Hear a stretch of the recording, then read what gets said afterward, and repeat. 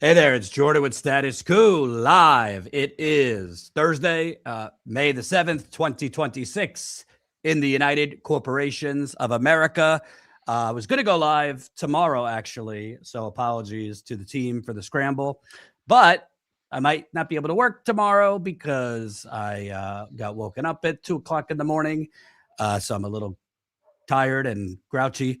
My son, unfortunately, had 104 fever, so fortunately, we got the fever down, but I don't have now. I learned I don't have childcare tomorrow, so I'll be dealing with that and probably off tomorrow. So we wanted to go live today, and boy, JT, do we have plenty to discuss after my Knicks won in the playoffs last night. I was preparing to listen to the post game when I saw that Jeffrey Epstein's suicide, air quotes, note was released. It was about 10 o'clock at night when I saw it. So I scrambled, recorded a video quick. So if you guys didn't see that in the audience, we posted it last night. Thank you, Colin, for editing that so late with the details of that suicide note. But this deserves a lot more than just a quick video for me. So we're going to address this suicide note, which frankly was, if you didn't see the headline or see who it was written or who it was purportedly written by, you might think it was written either by a hormonal preteen or Donald Trump. It has the makings of a teenager with delusions of grandeur writing it, or the current president of the United States. So we're going to get into that. JT and I might differ because JT could speak for himself what he thinks about Epstein and the supposed suicide. We're also going to get into, there are kind of new a little more specifics coming out about the campaign by Trump himself to block the Epstein files from being released, which I think is kind of relevant to the kind of suicide note, including the president basically depriving Colorado, who is already a severe water shortage, of water and funds for water as retaliation to Congresswoman Lauren Boebert signing on to release the Epstein files. Also, Marjorie Taylor Greene said some things about how Trump, not Bondi, Trump was kind of the leading figure trying to block the Epstein files release, and that they went on recess for that month over the summer, literally to stop the vote on the Epstein files. Also, I don't really see it addressed in corporate media that much, but apparently the Pentagon dumped 32,000 gallons of toxic diesel fuel in Potomac waterways and tributaries that go into, I mean, I don't know how many people, I'm assuming hundreds of thousands, if not more, is people's water and food, and covered it up.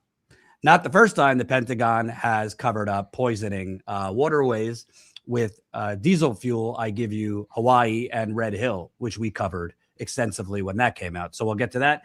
And the billionaires are melting. It is a beautiful thing to see. Billionaires are melting because of the Tax the Rich campaign, including New York City Mayor Zohran Mamdani's campaign to tax the rich. So we will have more on that, including Ken Griffin, a billionaire hedge fund scumbag, huffing and puffing that he's going to take his workers out of New York City. I say sayonara if you want to go. Now we're going to take your calls. So we have a lot to do. Not a lot of time to do it. JT's got to go in a little bit to another interview. So we're going to get to it lickety split. Please smash the like button, share this live stream so we can get it out to more people. YouTube with notifications and all the weird things with YouTube. People don't always see that we're live. So I really ask the audience, share it, leave comments, like, all that good stuff, and super chats. And we're going to sprinkle in some of our on the ground reporting. So let's start with Epstein here. Last night, a judge ordered the release of a supposed suicide note written by Epstein. The New York Times had petitioned the court to release this. Interestingly enough, the New York Times reported on the release and the contents of the suicide note, but acknowledges they can't authenticate that it was actually written by Epstein. Timeline wise, just so you know, to the audience, he was found dead of quote unquote suicide August 10th. This suicide note is not from when he was found dead. It was from weeks earlier, July 23rd, where the FBI, the Trump administration, claim he first tried to kill himself, even though, I mean, if you've looked closely, there's a lot of conflicting information on whether he actually tried to kill himself in July. He actually told his lawyers, my cellmate tried to kill me. Nonetheless, this suicide note, which was somehow like under lock and key in a New York courthouse or jail for 6 years, purported Epstein suicide note is released. Again, a federal judge ordered it released. I'll read what I can make out of it because it's kind of written in chicken scratch. And again, smash the like button, share this live stream. Federal judge has released a suicide note purportedly written by Jeffrey Epstein that was sealed for years as part of the criminal case, not Epstein's criminal case, his cellmate's criminal case. Oh, by the way, they just happened to put Jeffrey Epstein in with, at the time, he wasn't convicted yet, but an accused ex-cop quadruple murderer. That's who they put Epstein in as his cellmate. A ex-cop accused and later convicted of killing 4 people. Nothing to see there. So the contents of the supposed suicide note that, by the way, the convicted quadruple murderer claims he found in a graphic novel after Epstein supposedly tried to kill himself the first time, said, they investigated me for a month. All caps, found nothing, 3 exclamation points. The note begins, adding that the result was charge going back many years. Quote, it is a treat to be able to choose one's time to say goodbye, the note continued. What you want me to do? Bust out crying? 2 exclamation points. All caps. No fun, it concludes, with those words underlined. All caps. Not worth it. Mr. Epstein's cellmate, Nicholas Tartaglione, said he discovered the note in July 2019 after Epstein was found unresponsive with a strip of cloth wrapped around his neck. Where do you begin? I have extensive thoughts, but first, let's give you some of the details here, and there's a lot of them. If I could, this is from the Department of Justice website. This is the one JT found, Colin, if you have it. Epstein first told the Metropolitan. So this was found. This note is from July 23rd, they claim, when he supposedly tried to kill himself the first time. Epstein first told the Metropolitan Correction Center, New York staff, he thought his cellmate had tried to kill him, but later said he did not know what occurred and did not want to talk about how he had sustained his injuries. Epstein also later asked if he could be housed with the same cellmate. Another inmate housed on the same tier told the Office of Inspector General that he heard Epstein's cellmate call for assistance and that Epstein's cellmate told him that Epstein tried to hang himself from the bunk bed ladder. So again, this is from July 23rd. I think it's important to note, JT, that whatever people think, I mean, it's documented that around this same time, Epstein's lawyers were meeting with prosecutors to basically start preliminary talks for a cooperation deal. Right. So I don't know, just common sense. Epstein's lawyers are not doing that without Epstein's involvement. So kind of seems strange that Epstein would write this very exuberant, boisterous, delusional, all caps, exclamation point, suicide letter, and then days later, his lawyers on July 29th, so literally days later, are meeting with prosecutors in New York about essentially him flipping on others to get a lighter sentence. Mm-hmm. What are your thoughts on this supposed? Again, New York Times says they can't authenticate it was written by him. Yeah, to me, the biggest problem with this supposed suicide note from this July 23rd attempted suicide, as you know, as Tartaglione wants to frame it for this letter to be had, is the chain of custody here. There's 2 possible outcomes, and neither one looks particularly good for anybody.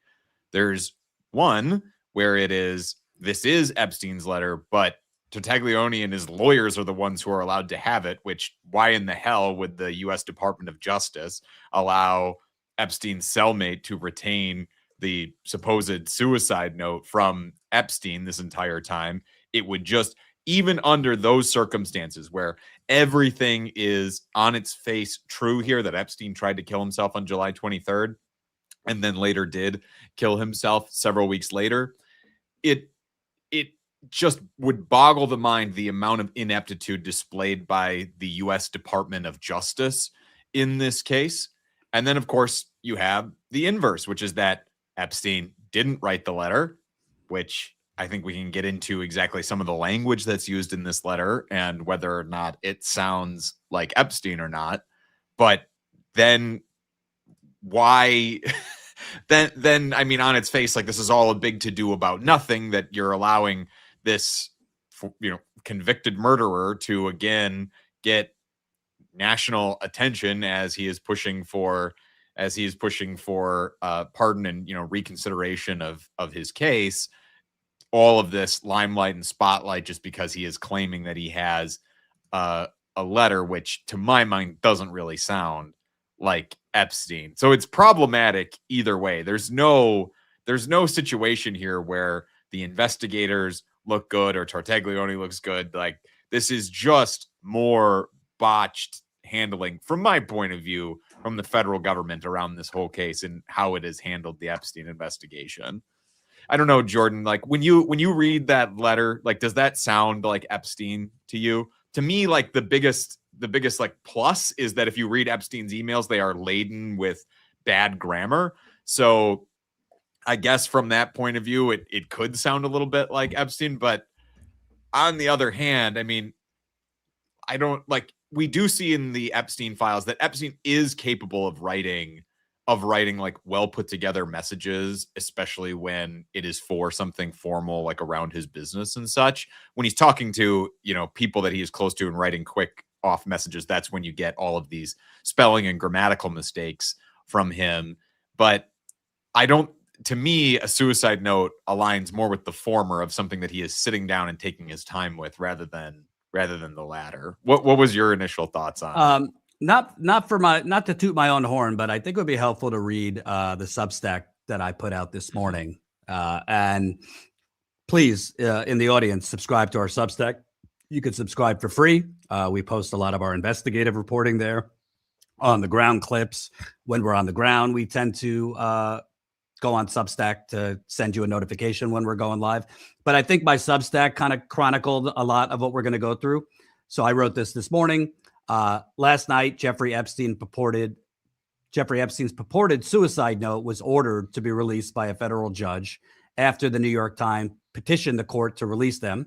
The Times reported it could not authenticate that the note was actually written by Epstein.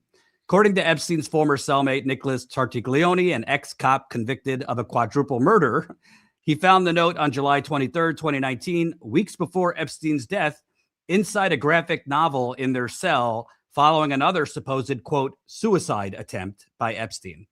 Epstein was found motionless on his cell floor. He told his attorneys his cellmate, Tartaglione, had tried to kill him. The note is written, frankly, in the voice and tone of a braggadocious teenager. Here are some parts of it. I won't read that again. Putting aside what one already believes about Epstein's death, if you think he indeed died by suicide or was murdered, objectively speaking, the exuberance displayed in this note is not reflected in thousands of other emails authored by the disgraced sex trafficker and released as part of the Epstein files. Meaning, I mean, I've gone through a lot of them. I don't really see a ton of emails with like 3 exclamation points on things, all caps. Now, you could say, people who know mental health, if somebody's in a manic state, they could shift the way they write, and you could have all caps, a lot of exclamation points, things like that. I don't know that there's anything documented about him being bipolar or anything like that. I don't think so. If he kind of just lost it, had a psychotic break, maybe. But again, his lawyers were meeting with prosecutors to basically start talks about cooperating. So the timeline does not make sense. And I'll go through the prison psychologist notes from around this type. Say he was not suicidal. He was more pissed off that he wasn't getting his constipation medication. He wasn't getting enough water in meetings with his lawyers. This was not somebody really manic or even depressed around this time. The timing is also suspect to read further. In late July 2019, when Tartaglione claims he found the note inside his shared cell with Epstein, Epstein's attorneys had entered preliminary talks with prosecutors about Epstein potentially cooperating in exchange for a lighter sentence. So I linked in the Substack piece to this FBI note that says, this is an FBI note on July 29th. So days after this supposed suicide note was authored by Epstein, FBI and Southern District of New York met with Epstein's attorneys, who in very general terms discussed the possibility of a resolution of the case and the possibility of the defendant's cooperation. Common sense question, I wrote, why would a billionaire with the best lawyers money can buy try to off himself at the same time he's trying to cooperate with prosecutors to get a lighter punishment? And then I list through a lot of the other red flags that we've reported on extensively. You got renowned forensic pathologist Dr. Michael Baden observed Epstein's autopsy and says in his 50-year career, he's never seen 3 neck fractures caused by suicide. We'll play that clip in a bit. The medical examiner who conducted the autopsy on Epstein did not take a DNA sample of the alleged noose Epstein used to hang himself to check for someone else's DNA, i.e. looking for a potential homicide. She handed the noose to the FBI, whom we still don't know 6 years later if they took DNA sampling. Infamously, you have the missing security cam footage, several minutes. There's the press release that was announced on August 10th, of his death, but it came out that there was one already pre-drafted dated August 9th. Well, that's pretty big oops in terms of the date mix-up there. If you got the date wrong and you're drafting, it seems you're drafting his death announcement the day before his death, and the original August 9th drafting didn't give a reason for the death. Then August 10th, it was amended apparent suicide. And then you have an inmate in Epstein's cell told the FBI he overheard prison guards standing over Epstein's dead body, plotting to cover up his murder.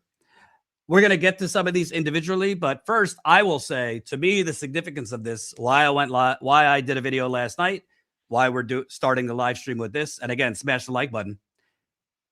To me, this is the ball game here in terms of whether to kind of prove that Epstein did or did not kill himself. If this could be authenticated that this is Epstein's, handwriting, voice, it was him, and authenticated not by the Trump administration, to be clear, independent, then I think there's more credence to it. If it cannot be authenticated, then I think this is kind of a smoking gun. All right. This obviously there's a premeditated campaign to stage his suicide like weeks before. And if that is the case, then who was behind that campaign? We'll show you later what Epstein's brother thought, because he tipped off the FBI in 2023 that he thought the president, Trump, basically ordered a hit on his brother. He didn't provide evidence, but that's what he thought. So strongly that he told the FBI that. So, it just seems ludicrous to me that a billionaire who the prison psychologist, let's go to the prison psychologist notes, because this is notes from this same time period, basically saying he's not suicidal. That's the Epstein docs. Not that one, Colin. Document DOJ OGR. There you go. So this is the prison psychology notes. I won't read the whole thing, but just to give you a gist. Dated July 24th. So after he's literally the day after he was found motionless, supposedly trying to kill himself, and supposedly had written this note.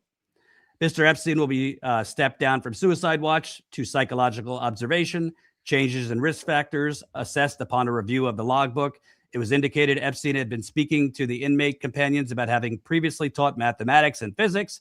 He has been observed pacing the cell, as well as sleeping, eating, and drinking with normal limits. Upon interview today, Epstein requested he be provided a toothbrush as well as a shower. His requests were made known to lieutenants, and he was provided a shower prior to attending his legal visit. This writer also provided him a toothbrush, toothpaste, and hygiene products. Reason for removal from watch. Mr. Epstein stated, "I have no interest in killing myself." To be clear, this is logged July 24th. This note was supposedly I don't know if the note was supposedly found the day before, but he supposedly tried to kill himself the day before this note. Does that make any sense? I have no interest in killing myself. He explained, although his situation is, quote, not perfect due to being incarcerated, he noted he has lots to do for his legal case. Again, you would think if a few days later, his lawyers are preliminary starting talks for cooperation, that's going to be discussed with Epstein and planned days before, if not weeks before. He said, quote, it would be crazy to take his life. He furthered, I would not do that to myself. Mr. Epstein did not express a feeling of safety being housed on psychological observation rather than in the special housing unit. He asked if he could remain on this status for a couple days. He was advised his housing situation will be reevaluated on the day-to-day basis. He expressed a desire to be housed in general population rather than the SHU and asked if there was a safer unit for him to be housed. Mr. Epstein claimed there were many MS-13 gang members on the initial unit.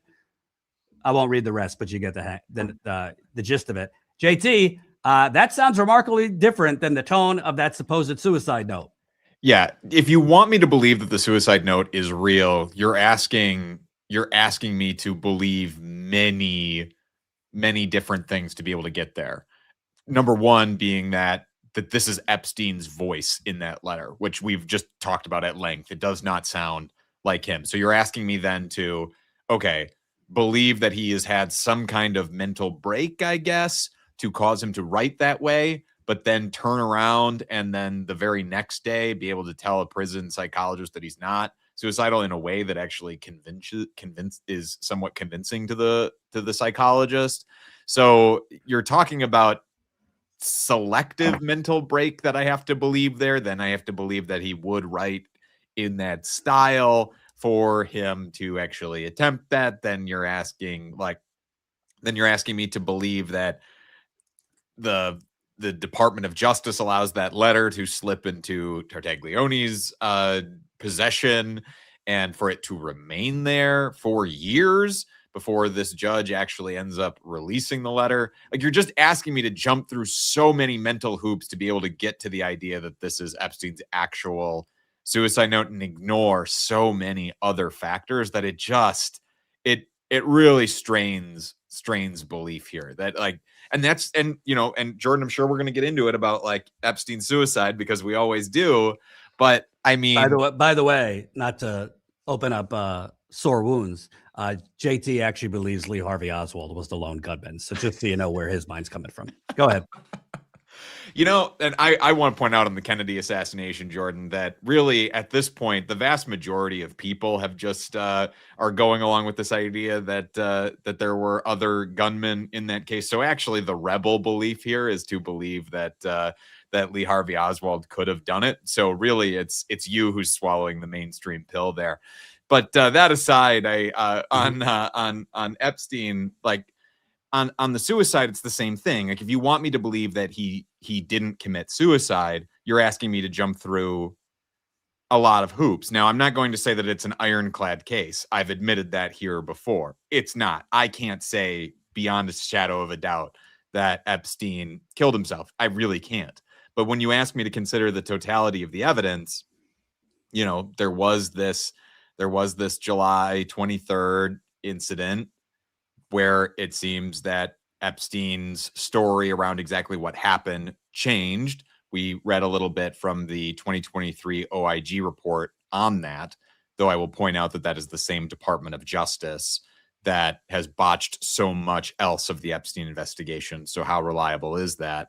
I also, in our show notes here, I've prepared a New York Post article from 2019, which we can get into, which I think raises a lot more questions about that July 23rd incident than how the OIG report would like to phrase it as just something that, open and shut, like Epstein definitely tried to kill himself on the 23rd, where apparently Epstein was actually telling his lawyers that it was Tartaglione that tried to kill him and seemed to be more sure of that story there. But I want to follow, as a journalist, I want to follow the evidence. What is the most easy to believe and what makes the most logical sense here? The fact that this would be a suicide note makes no logical sense to me.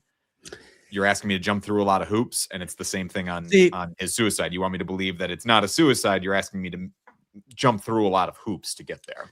You see, JT, and I don't mean this condescendingly, I truly don't. But unfortunately, journalism schools and local media and mainstream media teach a lot of bad practices. And I was in corporate media too. I worked in local news. I worked in for Fox News for a dark period of my life, MSNBC for another dark period of my life. So I've been around and then some. It's not just, yes, follow the facts, follow the evidence. That is important. But you also have to just follow timelines and also follow common sense. That's not enough to prove something, but it does make up the building blocks, I think, when you're investigating things. And by the way, if you're watching this, have other channels really gone through the specifics like we are? I think we've done some of the best reporting. We're no Julie K. Browns, to be clear. She deserves that Pulitzer. She's done incredible work. Yes. And we're doing a whole lot of other things. So we haven't had time to go through each Epstein email like some others. So credit to those who have been doing this work for years. But I don't think, particularly on the suicide, you have seen what we're showing and what we're referencing on a lot of other channels. So hopefully you're getting the information from us. But common sense wise, we got to look at all these kind of moving parts here right now. I don't know when the New York Times petitioned the court for this suicide note. It could have been years ago, or it could have been more recently. I assume years ago. But this doesn't smell right to me. Epstein's trying, his lawyers are trying to cooperate. Obviously, he's got names that he could flip on for a lighter sentence.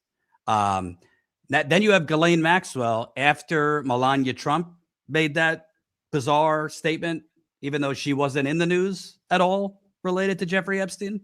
Like, nobody was talking about Melania Trump before she went out on a Thursday and said, I don't know Jeffrey Epstein. Ghislaine who? But then we found out that the former Brazilian model, Amanda Ungaro, and by the way, audience, apologize if my brain's not firing. If you missed this, I've been up since 2 a.m. My son had a very high fever, and I didn't really go back to bed. So I'm on my second cup of coffee right now. But I think I'm hopefully articulating right. After Melania Trump makes that bizarre statement, we have the Brazilian model threatening to basically tear down her and Trump's dark past. She says she has the goods on them with Epstein, related to Epstein.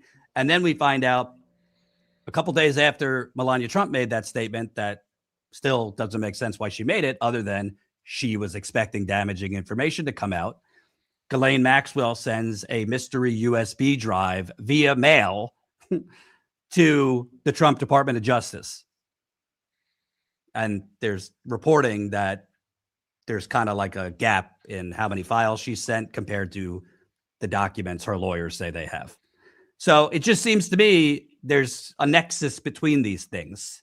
Not that Ghislaine Maxwell's USB drive explains whether Epstein killed himself or did not, but Epstein clearly, if he's going to cooperate and the feds are willing to even talk to him about cooperating, it's because he's the gateway. He is the door to other people.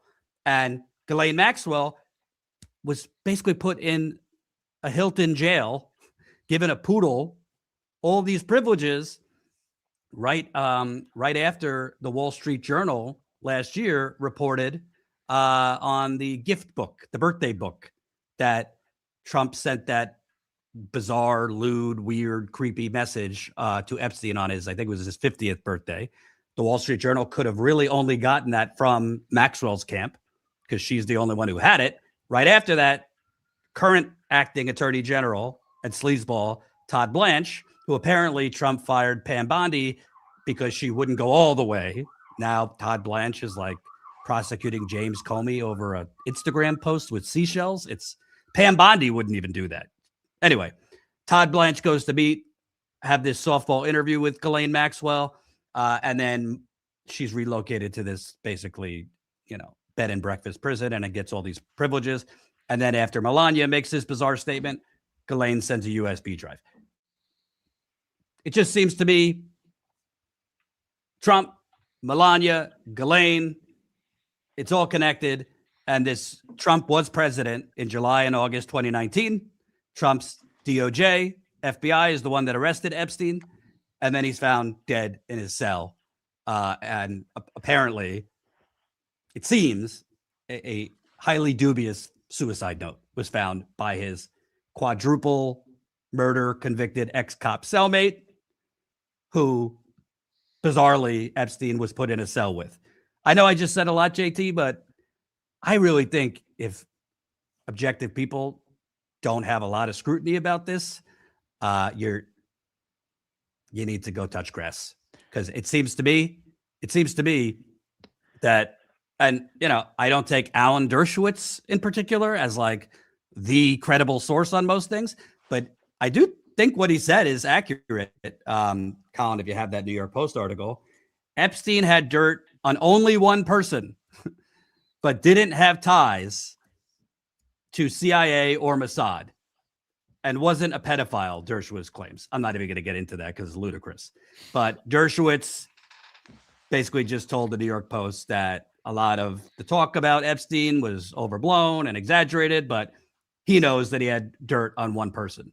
Well, according to Epstein's own emails, JT, he had dirt on Donald Trump.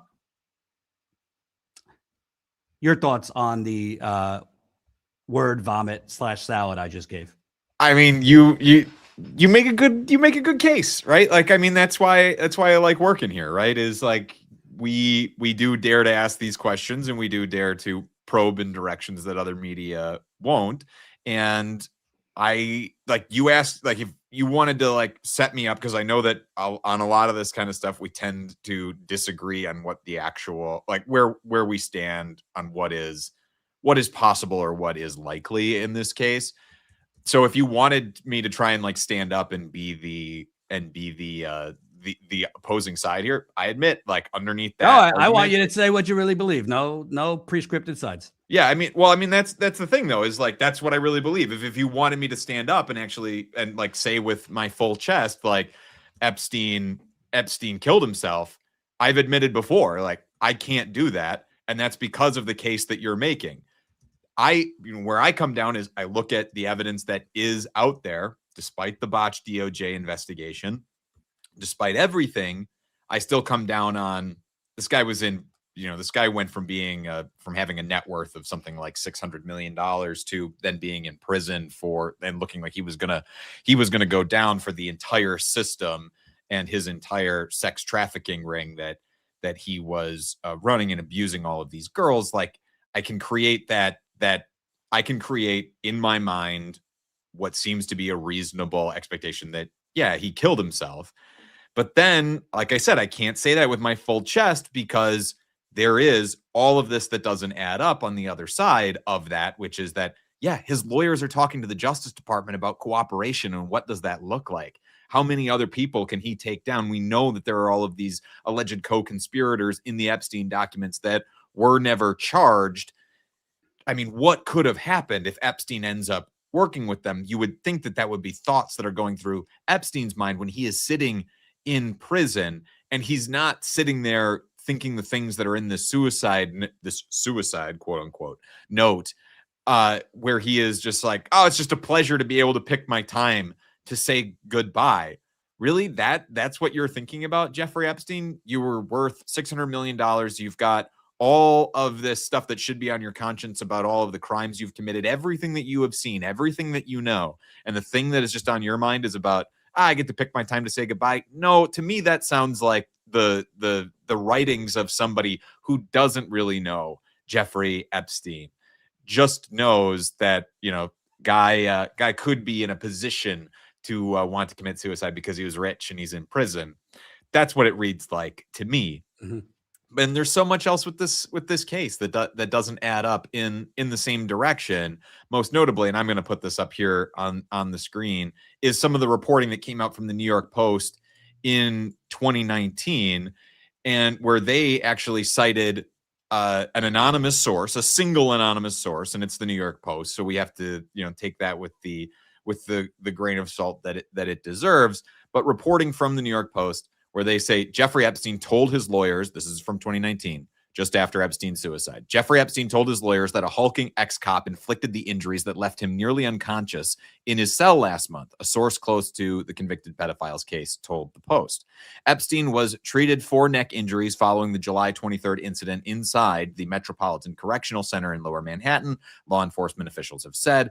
At the time, Epstein was sharing a cell with former Westchester County cop Nicholas Tartaglione, who faces a death penalty trial in 4 drug-related slayings upstate. Epstein told his lawyers that, quote, the cop roughed him up, and that's why they got him off suicide watch, the source said. Now, there's problems here, right? There are problems. One, that it is the New York Post. There are problems that it is a single source that is anonymous. So how trustworthy, how close is this source to Epstein's lawyers? Question marks there, right? But it does offer more of a definitive statement that Epstein was telling more people beyond just the guards in the prison, that it was his cellmate that was trying to hurt him or kill him in his cell on July 23rd, and offers that other additional corroboration to that version of events.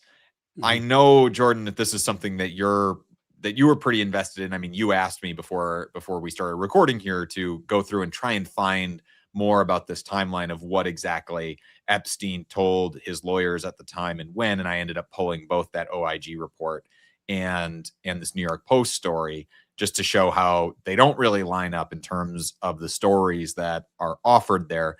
But to me, even taken together, at the very least, you have to say that they, and I would admit this freely as someone who thinks that Epstein did kill himself, like at the very least, they show a confused timeline around what Epstein was feeling and when exactly. That on the one hand, he is telling his lawyers apparently and the guards in the prison that he was feeling threatened, but then also, according to the OIG report, saying he didn't know what happened, changing his story a little bit. So, I mean, God, it's just like, but nowhere in here is there any reference to Epstein, to the suicide note in any of this reporting from the time, in the OIG's report, right, in their summation of the events. There's no reference made to that suicide note at the time. Epstein isn't talking about writing a note. There's no admission from Tartaglione that Epstein went looking for his supposed suicide note that he must have stashed in this graphic novel. So that, to me, is what really leads me to say, like, this suicide note is bullshit. It's bullshit, because where is the concern around the chain of custody with that note from Epstein, from the Department of Justice? It's just Tartaglione apparently finds this in a book and then gets to slip it in his pocket for a rainy day years down the line. That's way too convenient to ask me to believe. And by the way, folks, just do us a favor, open up another tab. If you missed it, we posted this late last night, so give the YouTube video that I did going through the suicide note a click, so we can help get that out. Because when you post things late on YouTube, generally the views are not going to be as good because people are asleep on the East Coast, etc. So if you can, hopefully you'll watch it, but at least give it a click, open up another tab so we can get more viewership on that. I want to play, before we move on, I want to play just a few clips. We do have new viewers, so you might have never seen this before. But this is Dr. Michael Baden. He's like one of the world's most renowned go-to autopsy doctors. He used to be the chief medical examiner in New York City. HBO had a show with him called Autopsy. Epstein's brother hired him to observe the autopsy, so he was in the room during the autopsy. Here's what he says. 2 guards asleep. In 50 years of looking at deaths in New York State, and occasionally a guard falls asleep. Never are 2 guards at the same time. The cell, the camera in the cell watching didn't work. The camera in the hallway to see if anybody came in and out of his cell didn't work. This is bizarre. That his roommate was taken away, so he's all by himself. Suicide watch was taken away. So yeah, the issue you bring up has to be investigated. Doesn't mean that this was a homicide, right, but certainly it deserves investigation. And the brother's concerned there is no investigation. Have you ever seen anyone that committed suicide and was hanging themselves with those 3 broken bones? No. Hanging does not cause these broken bones, and homicide does. Usually two bones, even 3, is a huge amount of pressures was applied. Dr. Bodden, from the videos. I know that you were hired back in the 70s to do this as your job. You really investigated deaths in prisons after the big riot and all these prisoners died. So in your experience, what are the chances of him not being checked on for 3 hours from 3:30 to 6:30 when they found his body, and the 2 prison guards falling asleep? Extremely unlikely. I've never seen it in 50 years of investigating all deaths that occur in prisons in New York State. Never had 2 guards fall asleep at the same time. All the video doesn't work. And the issue would be, did somebody come in and cause his death? I also want to play, this is a former mob member who was in the prison for many years. I spent 7 months on that tier and in those cells. And the first thing I have to say, there's no way you are able to commit suicide. There's just no way. There's no way to hang yourself. There's nothing from the ceiling. There's nothing from the bed. You'd have to be a midget and work really hard to try to hang yourself. And I don't think you can accomplish it at that point. You know, as far as the cameras being off, I haven't experienced that. I did 8 years in prison, and I haven't experienced cameras being broken in the perfect storm of correctional officers not walking those cells. They walk in and they look in on you all the time. As a matter of fact, you know, sometimes it's embarrassing to go to the toilet because they're walking past you and looking in the cell constantly. So that's just some of it. But I think why this is so important, in a vacuum, I don't really care if Jeffrey Epstein killed himself, to be honest, or was murdered. He was one of the worst scumbags in American history, very high up there. I do care if he was murdered and who was involved with it and what they were trying to cover up. That's why we cover it, not because Jeffrey Epstein's life was really worth much to me or JT.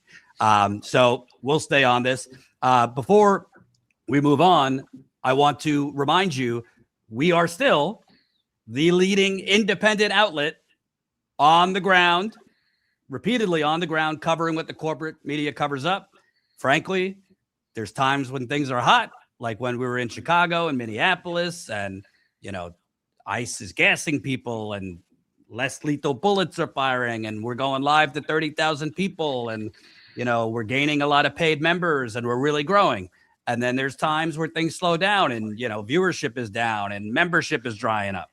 It kind of comes with the territory. You have peaks and valleys, so to speak. Right now, things are a little slow. So if you can support us, I know times are tough for people, but if you can support us, please, statuscoup.com/join.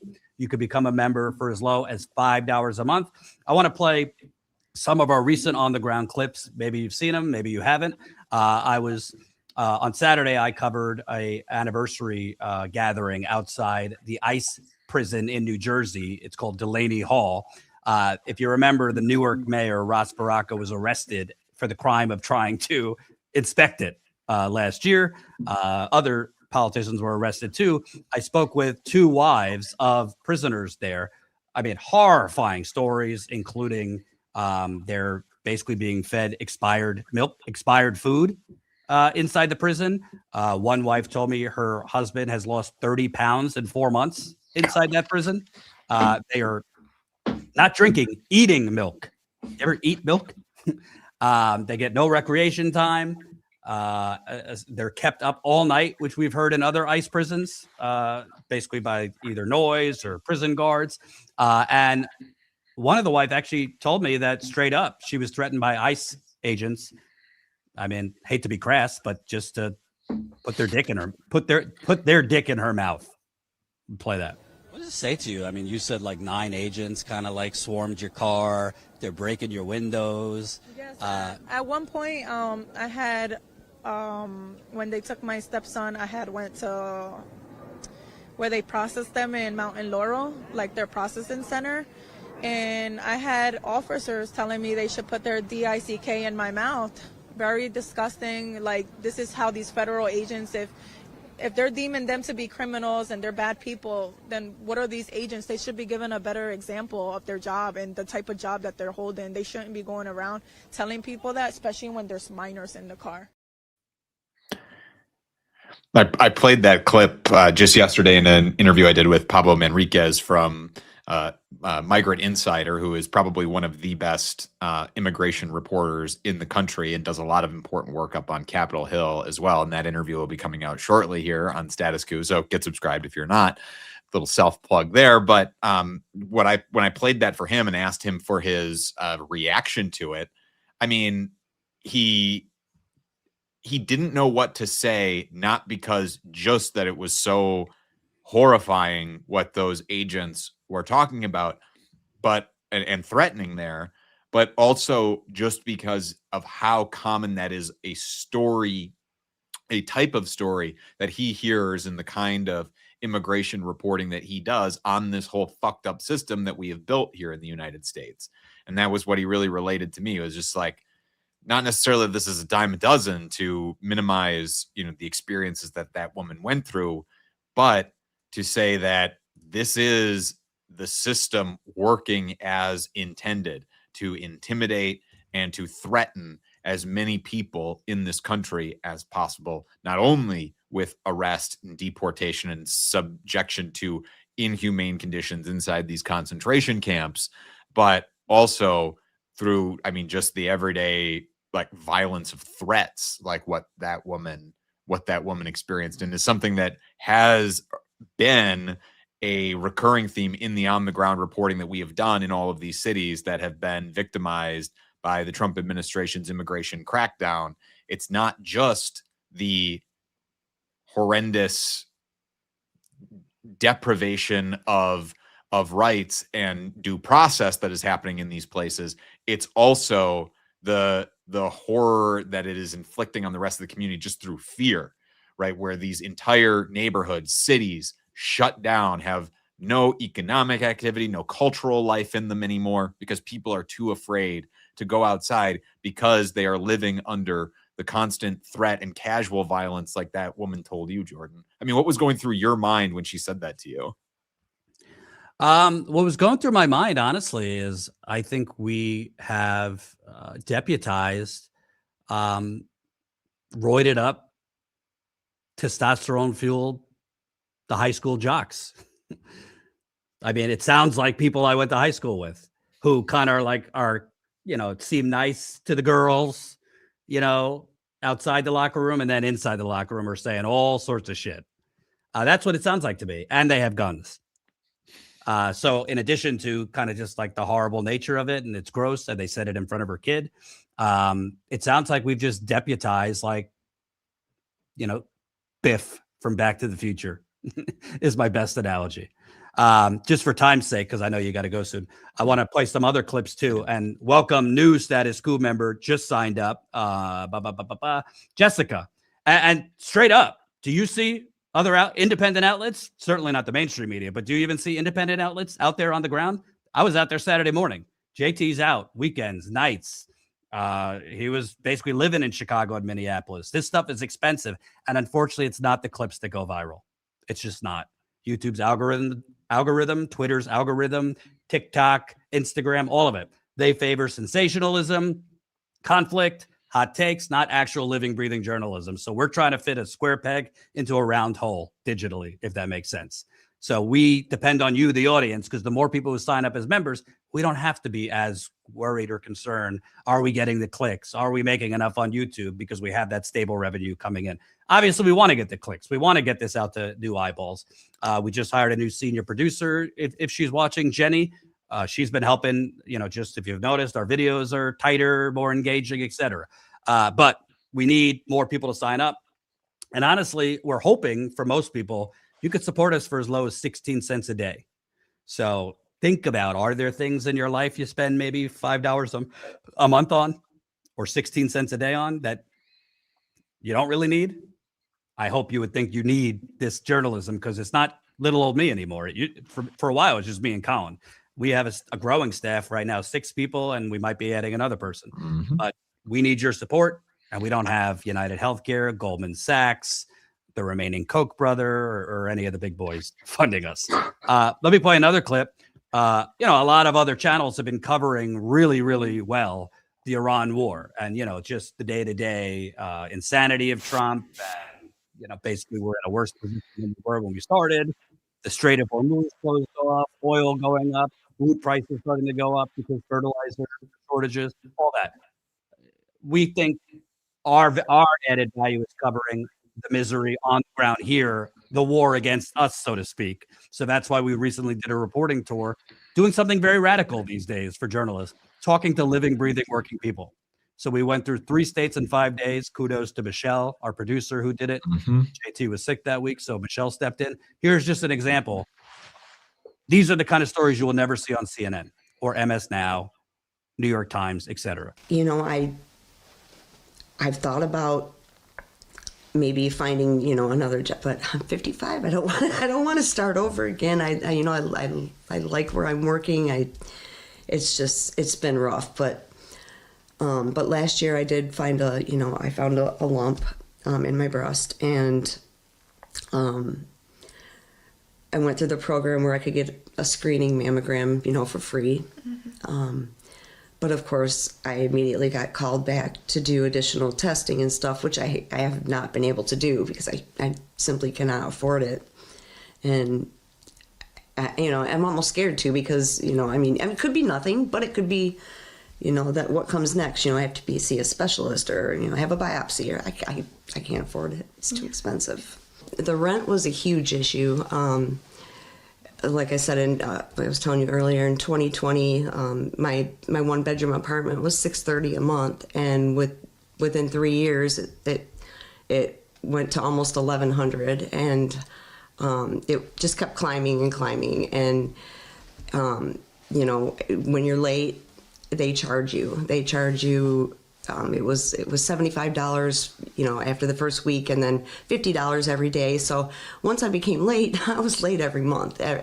So it just, between that, utilities, gas, and everything else, my son and I decided to get an apartment together, to just try to help.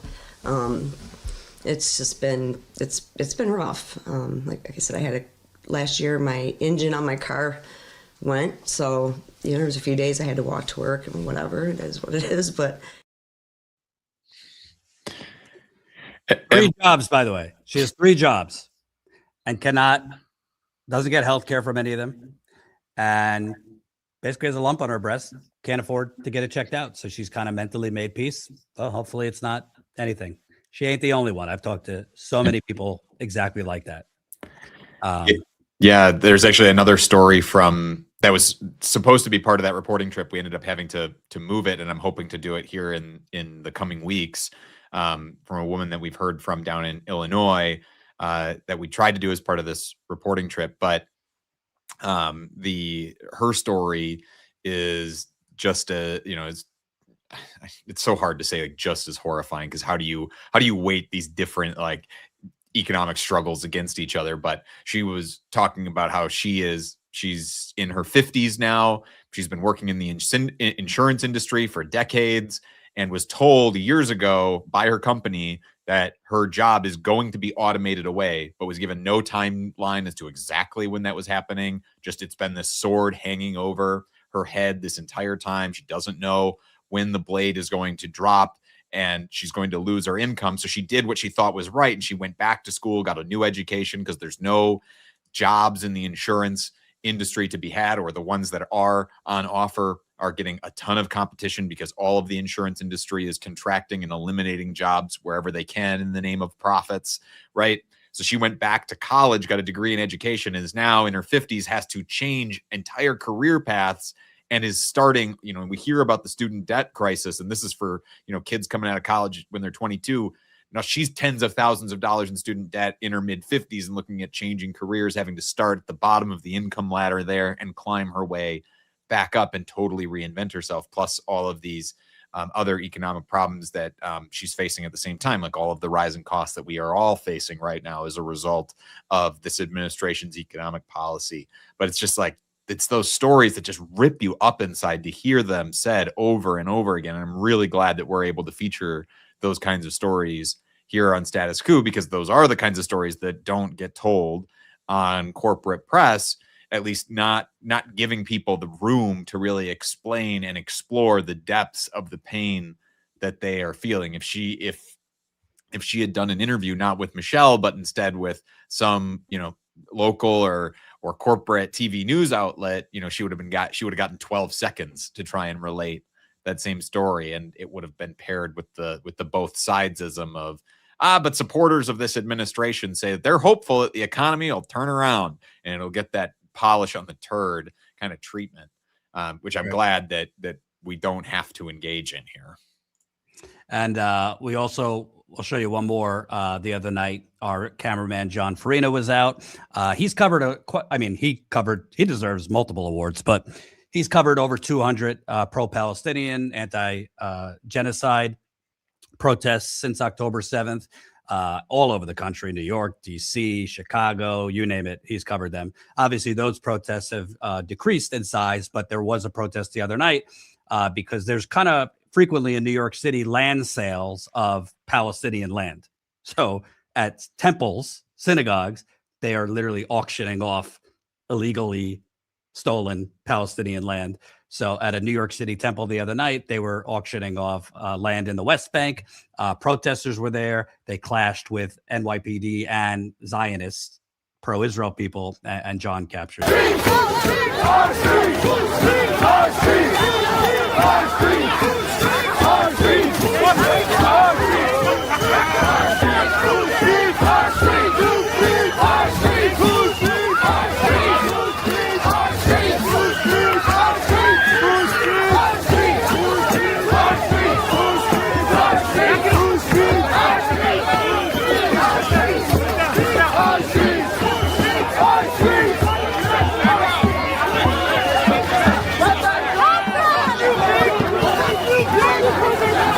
The question is, why in a synagogue? This is a criminal event, selling stolen land. They are using the synagogue or misusing the synagogue to put this religious face to it, as they do always, in order to silence the masses. They want people to think and believe that this is a religious concept and this is a religious activity, and don't you dare to oppose it or condemn it. Therefore, after this happened months ago, they pushed for a bill here in New York City to ban these rallies outside of the synagogues because somehow, supposedly, this is anti-Semitic or anti-God. This is misleading. We were sitting in City Hall and trying to explain to politicians how misleading all of this is. When this illegal event is taking place. Now, it's Mayor Mamdani of New York City that released a statement saying that this is possible illegal according to international law. This is what Mamdani said. And welcome, Galaxy Traveler just signed up. So that was just some of that coverage. We posted a video, I think yesterday, so you can watch it in full. But again, I will say this with my chest out. You see any other outlets doing this kind of work consistently? It costs a lot of money,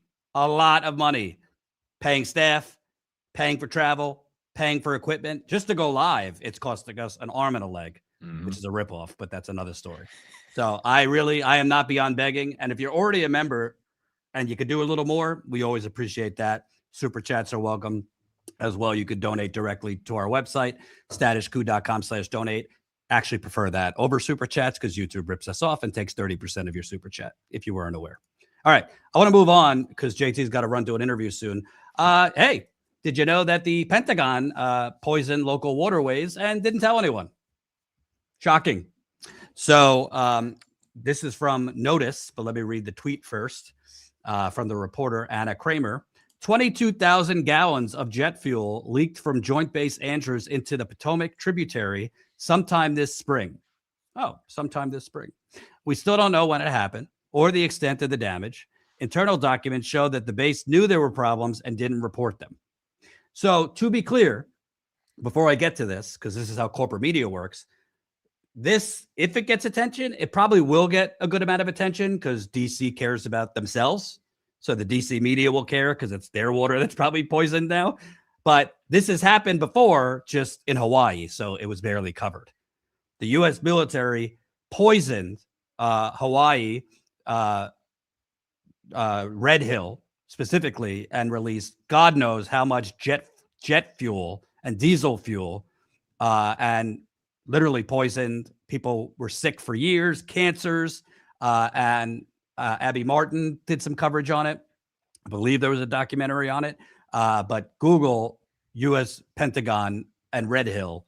This is not the first time diesel fuel has leaked into waterways and the Pentagon covered up. That barely got coverage. My guess is this will get more coverage because it's in their backyard. But let me give you some details. This is from Notice. Joint Base Andrews was leaking jet fuel. Maryland didn't know for months. The Maryland Air Force facility lost roughly 32,000 gallons of fuel between December and April. At some point this year, personnel at Joint Base Andrews realized they were missing tens of thousands of gallons of jet fuel. The base's fuel system had failed a leak safety test in early December. In January and February, it had lost about 10,000 gallons of jet fuel, but staff believed the leak was contained to the base. Oh, so you thought it was contained to the base, so you didn't think it might be a good idea. Hey, why don't you notify the local health departments, the notified community, so they know, hey, there's a tiny chance here jet fuel, diesel fuel might have leaked into your water. Then on March 23rd, someone on the base spotted oil on the freshwater creek that starts on the sprawling Prince George County, Maryland military facility. That day, the Defense Department finally called the state. For an unknown period of time, jet fuel had been spilling in the Piscataway Creek, which feeds into the Potomac River. Late March was the first time the state of Maryland had heard of any issues at the base, despite strict state regulations that require the facility to immediately disclose leaks. It took roughly 2 more weeks for the Defense Department to disclose the full extent of the spillage, this one from a second leak in the system. In all, the base, which houses Air Force One, has lost about 32 gallons of jet fuel between the 2 leaks. No one knows exactly how much that fuel has contaminated the creek. And who's going to test it? Donald Trump's EPA, who, by the way, we just did a report on. It's up on the under the videos tab. Lied to the people of Louisiana after a massive oil plant explosion, poisoned their waterway. They told her it's safe to go home. Nothing to see here, even though there's oil all over local schools. Fish are dying in the local river in Louisiana. People are sick. Everything's fine. 9 months later, people are getting sicker and sicker this is southeastern Louisiana. And it just came out recently that as the Trump EPA was assuring people it was safe, privately, they were panicking of grave threat, quote, grave threat to public health. In fairness, because we are not team blue or red here, the EPA is pretty corrupt, no matter who the president is. Democrats have covered up poisoning people too. East Palestine, that disaster, Norfolk Southern unnecessarily nuking East Palestine, Ohio, and Western Pennsylvania. That happened under the Biden EPA, and the Biden EPA. The people covered it up. Can't spreading like wildfire. So I got to be fair to Trump. It's not just the Trump EPA. It's across the board. EPA, FDA, the CDC, you name it, has been bought by the industries they're supposed to be regulating, and we're basically bullshit testing is routinely done. Independent testers who test for contamination routinely find toxic levels of contamination that the EPA surprisingly could not find. Oh, by the way, half the time it's not even the EPA testing. It's the companies who poison waterways, air, and soil. They hire their own contractors to do the testing, which activists have said is essentially giving the rapist access, control over the rape kit. Yep. Sorry for that detour. Let me read this tweet. No, well, before you go too far here, Jordan, I wanted to just jump in and I just wanted to underline for the audience, you kind of nationalize this a little bit, because even if you don't live in the Washington, D.C. area or in Maryland or along the Potomac River, like something I'm sorry to cut you off, but it's not just that area. That's why I wanted to read this tweet. The Chesapeake Bay is the largest estuary in the U.S. Its watershed spans New York, Pennsylvania, West Virginia, Delaware, Virginia, and D.C. This travesty leached toxic chemicals into the food, water, and land for millions of Americans, and the U.S. government hid it from the U.S. for months. Maybe that's what you were about to point out. I'm not sure. Yeah, it was similar, but not the same. Like that's a good point of like how these river systems are interconnected and the downstream effects that pollution like this has. I wanted to point out kind of broader about how our military industrial complex poisons places across this country. I mean, you brought up Hawaii, but I want to point out that wherever you're watching from, you probably live not that far from a U.S. military installation or a defense contractor of some kind, because we spend ungodly amounts of money on our military in this country. And many of those bases are poisoning the communities near which they are based. Not far from where I live is an Air National Guard base in Madison, Wisconsin, where it was found, were poisoning the local water system here with PFAS contamination, some of the worst in our state, into our local waterways and lakes, and all kinds of downstream effects that eventually feeds into the Mississippi River. And just a few years ago, I did local reporting here about how the local county government was essentially working with the federal government to try and get a new agreement between the two that would hold the federal government harmless for any of that pollution and damage that it caused. Pollution that was so bad that they had to put up signs along local streams here telling people, don't let your pet drink the water out of the stream because it was so polluted. So this is not just, while this is one horrific example, I want to tell people that look into pollution around your own local bases or your own local defense contractors, because I promise you this is a much more widespread issue. And then if you find out about anything that's ongoing, let us know here at Status Coup, because we would love to report on it too. But I just wanted to make that point about how it's not just these massive or these high profile examples. This is happening in hundreds, thousands of ways across this country right now. This is a widespread issue that never, ever gets the coverage that it deserves. True story. And I hate to bring up old wounds. In 2017, before TYT canned me, water under the bridge, it worked out for me. I actually was planning like an extensive, I was tentatively going to call it Water Wars. And I was planning a reporting trip to hit like 6 or 7 cities, just focused on poisoned water.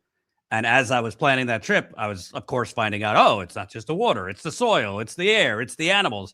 And that's still a dream of mine. I mean, obviously, we got to do the day-to-day grind here and, cover the daily news. But at some point, as we get bigger, I would love to do a reporting trip to focus on, from Flint to East Palestine to Denmark, South Carolina. Bernie went there. They've had water problems forever. Mississippi.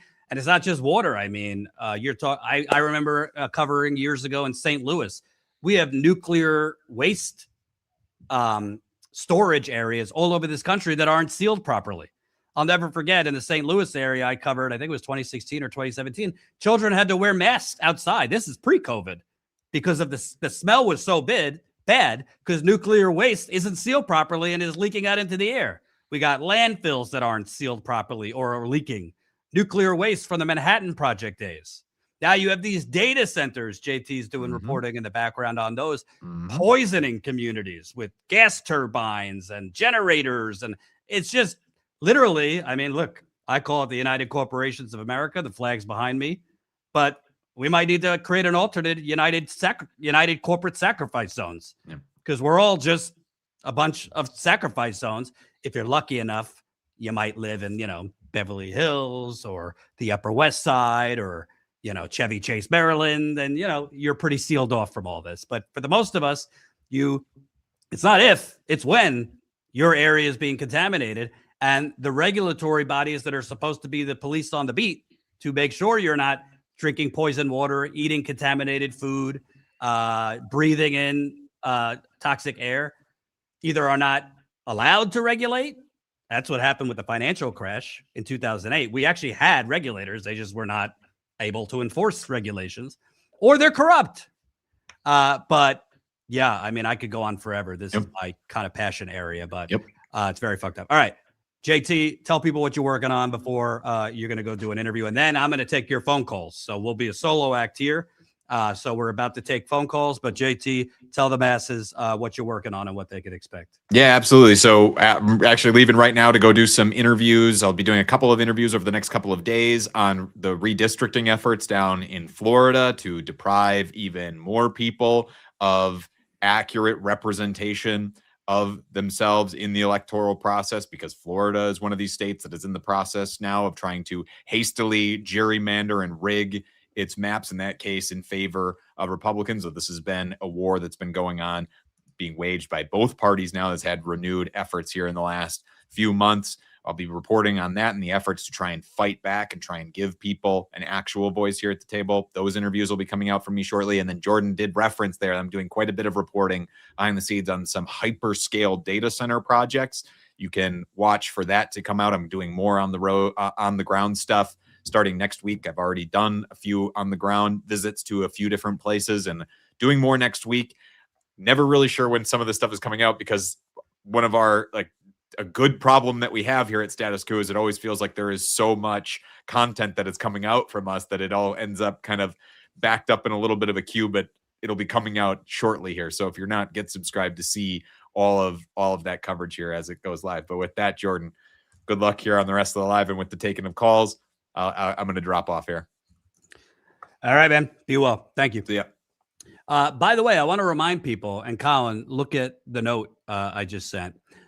We don't push it that much, but we're going to start pushing it. We also have a merchandise store, and putting aside, obviously, it would be extra revenue for us. I want to spread the coup.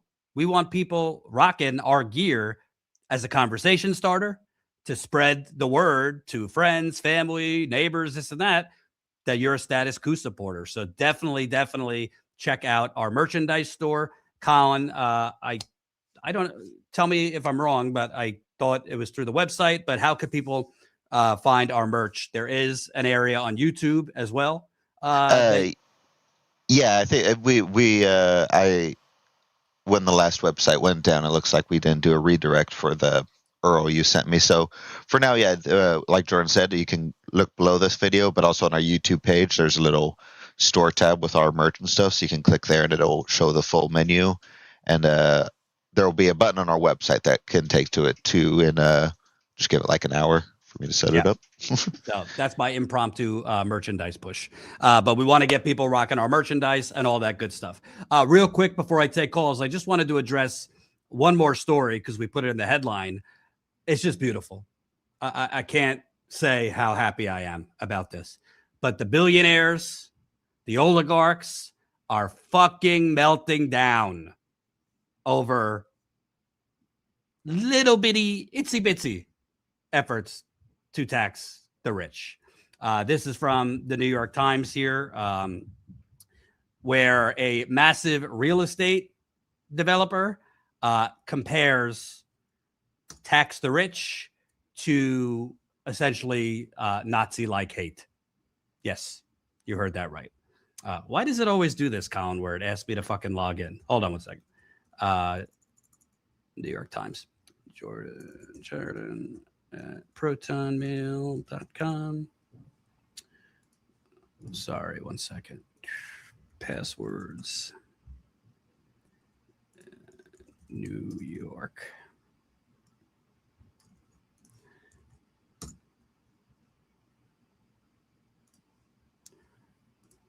All right.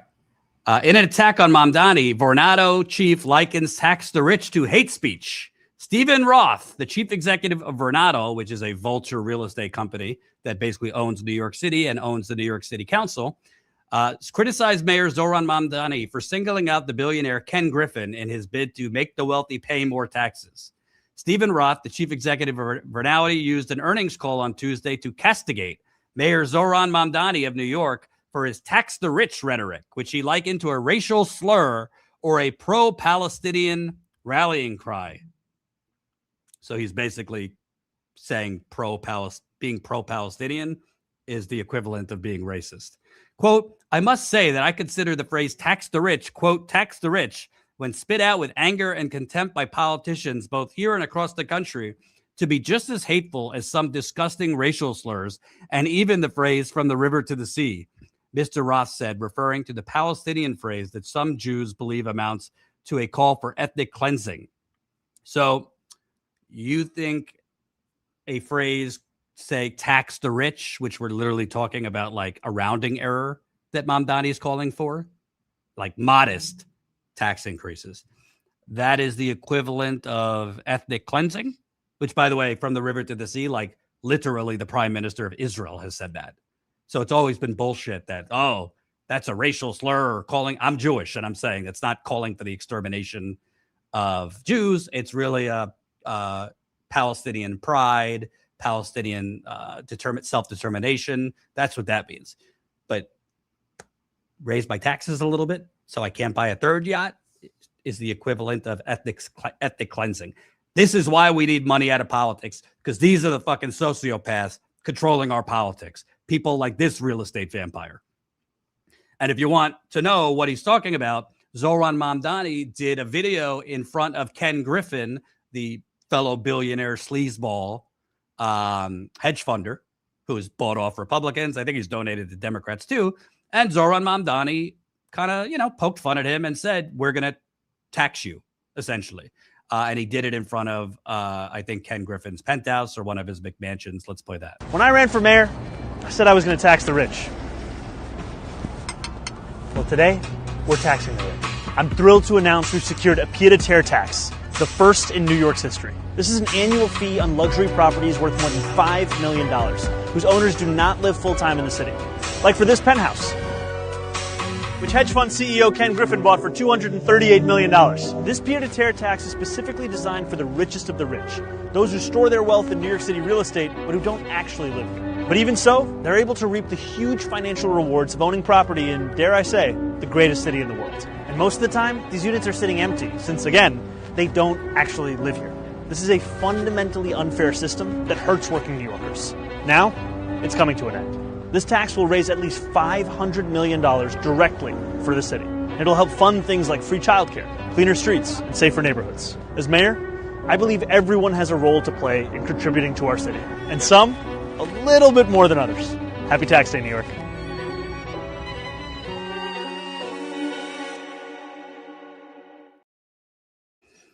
The tyranny. Oh my God, arrest him. Right on cue, Ken Griffin, the billionaire vampire, is now threatening to huff and puff and take his ball home. Billionaire Ken Griffin threatens to take businesses out of New York City after Mamdani did that video. This is the NBC article, if you have it, Colin. The billionaire hinted this week that his planned mega tower at 350 Park Avenue, with the promise of thousands of jobs, is up in the air. Oh. New York City Mayor Zohran Mamdani continues to face questions over his tactics to gain support in taxing New York's rich to fill a $5 billion city budget gap and combat the growing housing crisis. The mayor recently called out Ken Griffin by name as he stood outside the billionaire's residence. I just showed you that. The mayor's words still got a reaction from Griffin 3 weeks later. Quote, and now what the mayor of New York made clear to my partners and principally my New York partners is that we need to double down on our bet in Miami, Griffin said at a conference in Beverly Hills. The billionaire hinted this week that his planned mega tower at 350 Park Avenue, with the promise of thousands of jobs, is up in the air. New York City Council Speaker Julie Menin, who might as well be a Republican, she's a Democrat, entered the fray, saying she reached out to Griffin after the mayor's video. Oh, we have pity the billionaire. We must reach out. We must provide them therapy. We must fluff their pillow, satisfy their wounded egos. We can't allow them and their thousands of jobs to leave because they're such big job creators that right now, all the jobs they provide, nobody could fucking eat in New York City. Nobody could afford to live in New York City. The subway is $3. A ticket, a swipe. What exactly are they providing for New York City now when nobody could actually live there? How much worse is it going to be for people if they leave or he goes to Miami? Bye-bye. And to be clear, and Colin, you could put up the number because I'm about to take calls. To be clear, this isn't about for these billionaires because I've been covering this for a long time. It's not my first rodeo. And that number is to call in. I'm about to take your calls. This isn't about actually them being scared to have to pay a little bit more in taxes. Again, it's a fart in the wind to these rich people, what they would have to pay in extra taxes. That's not what this is about. They could afford it. They've been able to afford it forever. Contrary to the propaganda, it would not restrict them in terms of being able to hire, invest, yada, yada, yada. This is about one thing and one thing only: power, arrogance, and greed. Because billionaires like this and the politicians they buy off in both parties, by the way, it's not just Republicans that are corrupt. They feel if they give an inch, what are the proletariat going to want next? If we give Medicare for all, what are they going to want next?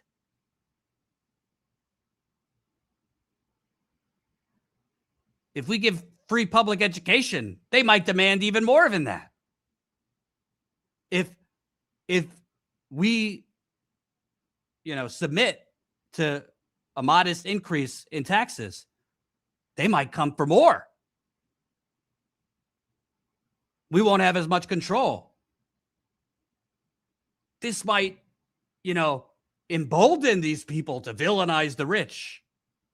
Mind you, blocks away from their penthouses on Park Avenue, homelessness is increasing in New York City and across the country. So it's not about the actual tax increases, it's about the psychology, which is sociopathy. Frankly, I think Mamdani should go even further, but I understand, he's up against it because he's got a fellow corrupt. Well, he's not corrupt. Kathy Hochul, the governor of New York, has to approve his tax increases. And she's up for re-election, and she's bought off by the Ken Griffins and all these donors. So he's kind of trying to straddle a line there. But good for him. It's refreshing to even verbally see a progressive who's elected actually still be confrontational. Remember, AOC was confrontational on day one. She went to join those Sunrise protesters outside Nancy Pelosi's office. She was in their face for about 5 minutes, and then she started working within the system. I'm not in love with it, but whatever. I think we need more confrontational politics, peaceful, not violent. More politicians like Zoran getting in the billionaires' faces. Because the truth is, they can't make as much money in Miami than they can in New York City, which is the capital for capitalism. So let them huff, let them puff. And you know what? If they leave, I actually don't think things would be much worse than it is right now in New York City and many other major urban areas. All right. With that, let's take calls. Would love to hear from you. Open mic. So whatever you want to talk about. Again, I've been up since 2:30, so I'll do my best to have working brain cells. But we want to talk to the people. Super chats are welcome. I'll read them at the end. And again, please support us if you can. Statuscoup.com/join. Statuscoup.com/join. You can become a member for as low as $5 a month. I see we got Jessica became a YouTube member. Galaxy became a YouTube member. Jeff became a YouTube member. If you want to sign up through YouTube, that's fine. We do ask you if you want to sign up, please do it through our website, because if you sign up through YouTube, we don't have access to your email. If you sign up through our website, we do. All right, let me take the first call here. Jesse. Hi. Hey there. Jesse. Hi, Jordan. Thank you so much for everything you do. If it wasn't for your show, I would have lost a lot of hope a long time ago, because seeing you out, like actually talking to people, makes the world of difference to people who are on the street screaming and no one's there listening or talking to them. So thank you so much for that. Can you see my video screen right now? I can. I want to show you something. And I don't think I've shown the audience this before, because I was kind of torn. I didn't want to show this because I think it's a little arrogant. A viewer made this for me. You said hope, so it made me think of this. A viewer made this for me years ago. It's kind of me in the Obama hope sign. I was kind of toying around with the idea of putting it in my backdrop, but I didn't want to have a shrine to myself. But it just when you told me that, artist, I greatly appreciate that. When you mentioned hope, I thought I'd show it. I have it off on the side here, but anyway, go on. Well, and it's important that you get to see it, because that's the reminder that you need every day, that people need help and hope. I've been on dialysis. I've called in once before. I think I called in for your second call-in, because I've been watching you so religiously. And I I've been on dialysis since I was 10, and I'm 42 this year. So that's pretty out there for time span. The things that we deal with in the medical community, and I think this might have like not gone over well the last time I said it, but I'm not going to stop saying it. We are the new chattel. We are the new slave class, because we're not allowed to have jobs, because then we can't live and not die. We're not allowed to have a decent a decent standard of living. We're expected to live hand to mouth from resource group to resource group that's just filled with denials and, I'm sorry, we're out of funding. Well, who's getting your funding? Like, who's running your organization to make it to the fact that the people that need funding don't have it? That's one little problem. Every NGO you see, there's 1,000 people they aren't helping. For every sign they put out and every commercial, they have, backslapping and saying, oh, we're great and we're helpful. It's infuriating. But what I would really like to see you guys do is, go to organizations where there's chronic patients, like cancer patients and dialysis patients, and talk to them about what's going right, what's going wrong, what they need help with, and why there is no support. I've been doing what I can in my dialysis unit. I'm a patient advocate, and I fight every day just for people to be able to have the right to be humans and not be treated like chattel. The staff I have working with us, they're abused just like we are. They're suffering the same things you've been showing. I'm working in this clinic. I barely have enough to pay my rent. I don't have health insurance. And then on top of that, they watch the suffering of patients around them because of the corporation they work for. And they're basically told, yeah, you can stand up and say something, but you ain't going to work. And then where are we? We're in a worse place without someone who actually cares. And this is so endemic of what our country has become.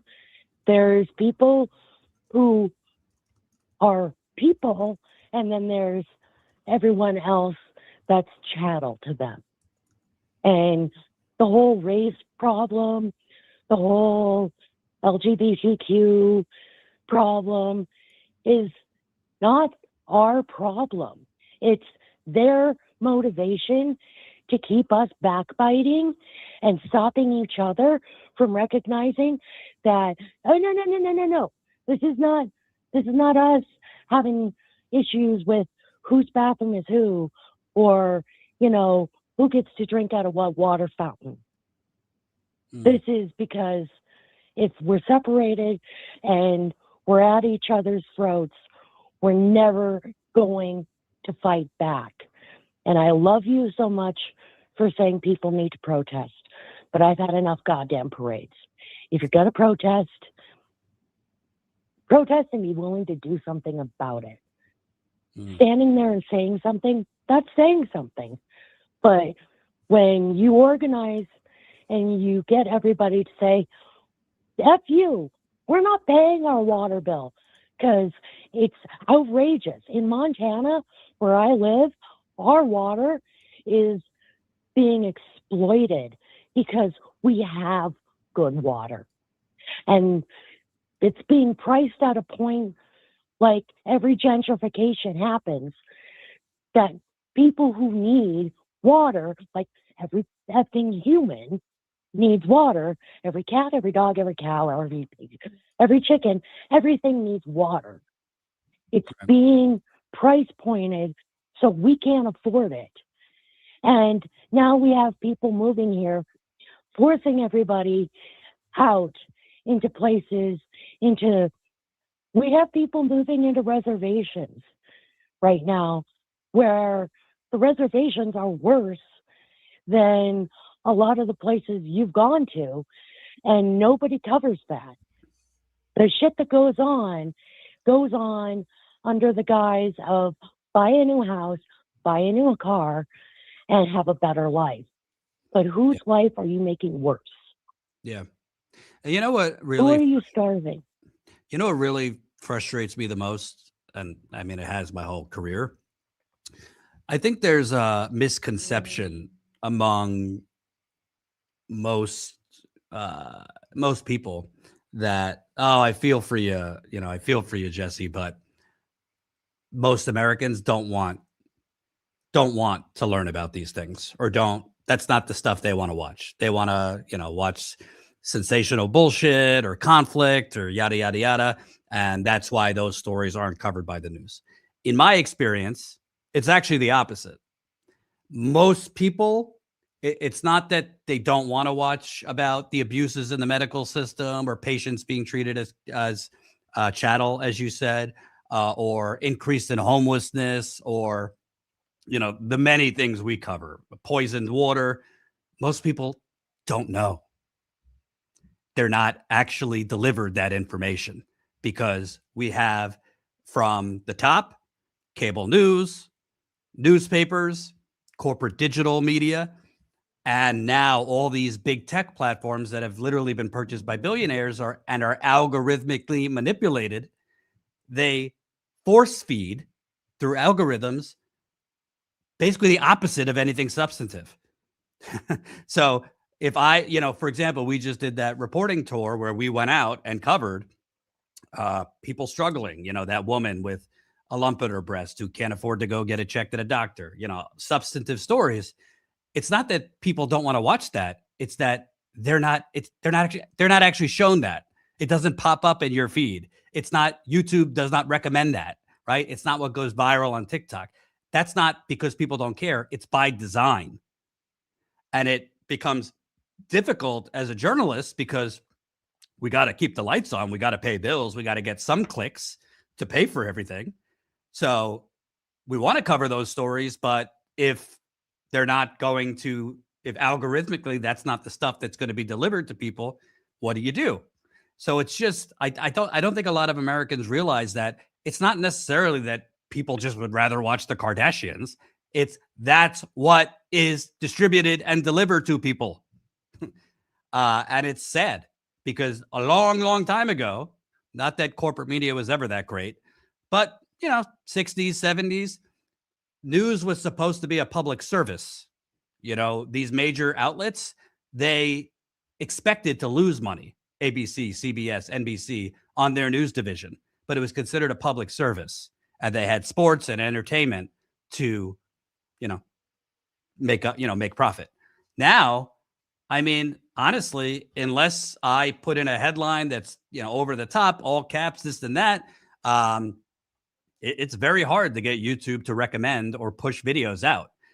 So I know that what I just said is not in complete response to what you were saying, but I basically wanted to explain it as those things you're talking about. It's a tragedy that they're not covered because essentially our information systems have been hijacked by rich fucks who want the masses to be numb to all that, who want the masses to be numb to all of this. And it's very frustrating, but we do our best to try and cover those substantive things. I feel like there used to be some sort of, maybe I'm imagining it. Maybe it's a Mandela effect where I just imagined that there was some sort of regulatory body that said there had to be some sort of truth and balance in broadcasting. I don't know. Maybe that thing existed. Maybe I'm just imagining it. But I think that used to be a thing.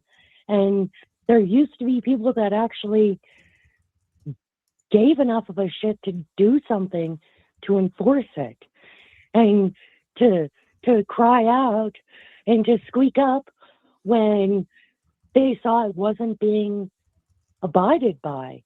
And I think there's so much placation And well, if I give you this, will you shut up? Oh, okay. You want something sweet? Well, I'll give you that. You want something titillating? Well, I'll give you that. And it's this mass distraction. Right. Like there's no encouragement for people to have critical thought or a self-defined person. Want to know why there's so many effing narcissists? Yeah, that's why. Yep. Like no personal development. You get a bunch of horrible creatures that aren't acting like humans, and they aren't humane to each other. Yep. If you don't mind me asking, how you holding up? You said you've been on dialysis for decades. Sorry you've had to go through all that, but how you doing nowadays? You know, I have to look at it like it's a privilege. I've been homeless for the past 5 years. I had some person, can't see. I have to really curb myself because I was raised by a bartender and a sailor, my granny and papa. So profanity flows out of me like fresh water. You could curse like a sailor here. It's all good. Yeah, some overprivileged trustafarian little douchebag bought my house. He was living in Denver. His grandpa or uncle died, and so he got a bunch of money, and he moved from Denver, Colorado, to Billings, Montana, and bought up a whole bunch of real estate so he could live comfortably. And he maliciously spiked my rent to what he knew was above what I could pay in my SSI. Wow. And it was completely illegal how he did it. There's laws here that say you can't raise the rent over $100 in less than 3 months. Maybe those laws don't exist anymore. But and it can't be more than $300 in 1 year is what it used to be. Now those laws are gone. And people are moving here at breakneck speed, building right now they tore down some coffee shops and art locations we had downtown that had been there for years and probably needed to be demolished, but they're replacing it with a 13-story or a 12-story hotel that's going to take up a quarter of a block. That most people probably can't afford. And they're constantly complaining about the homeless population and how people from bigger cities move here because as a homeless community, it looks like an affordable, sustainable existence where they can actually make an existence and have a place to live and no longer be homeless. I'm really sick and tired of rebranding. Words mean things. And rebranding just takes away from the power of what words mean. Homeless means homeless. A home isn't just a house. It isn't an apartment. It isn't a room you rent at the freaking roach-infested motel because you don't want to be on the streets for a couple of days. That's not an effing home. That's barely surviving. Yep. Home's supposed to be your rent. Yeah, home's supposed to be your sanctuary to get away from it all. That's what it's supposed to be. I mean, I have dealt with so much crap. And before I got down here, I was trying to keep everybody I could afloat. So, thank you. Thank you for watching. And I'm sorry you have to go through what you go through, but you sound like a strong woman. So I'm glad to have you as a supporter. Thank you. All righty. Be well. Up next, Wesley. Thanks. Hello? Hey there. Hey, how you doing? I'm good. Yeah, I'm Wesley Powers. I founded a nonprofit in the desert of Arizona, and I was just wondering if I could talk to you a little bit about sustainable farming and what we're trying to do. Sure. Hold on, I got to get my speakerphone back on. There we go. I think I got it. But we just filed our articles of incorporation and have been acknowledged by the state of Arizona to do an aquaponics style community farm with 200 planters so we could feed our 8,000 members of our community. Our average age is over 65. Can I stop you for a second? It might be because I'm on no sleep. Could you tell me what is aquaponics? Yes, aquaponics is a soilless gardening method. Okay, got it.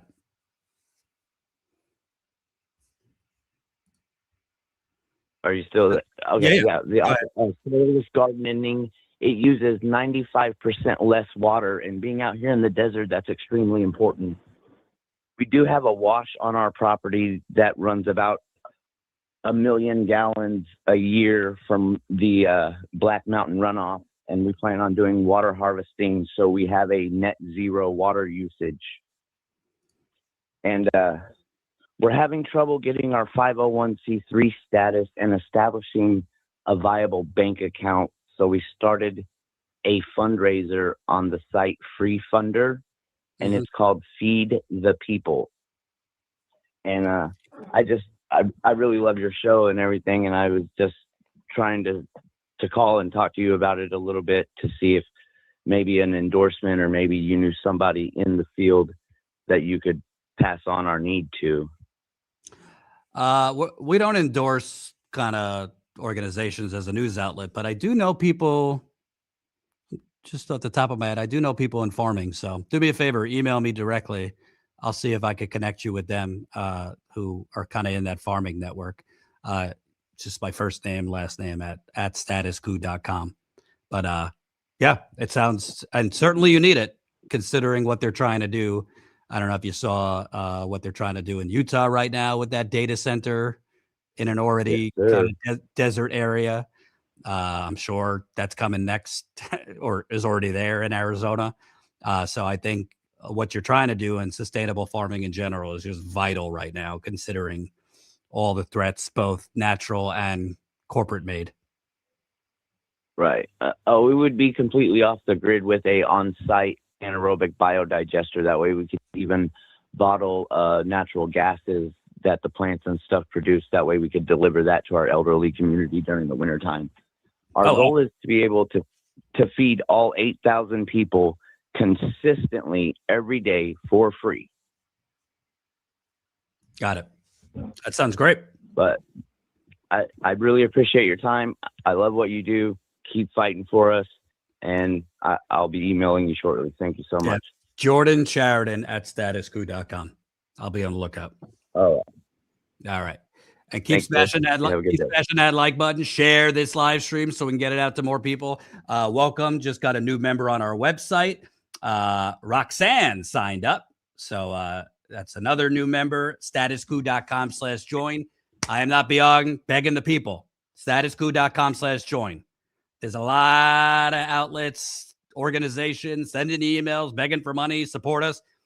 As far as I know, we're one of the few actually out there on the ground with the people. So please, if you can, statuscoup.com/join. If you can't become a member and support us monthly, we appreciate one-time donations. That's statuscoup.com/donate. Any amount makes a big difference. Up next, John.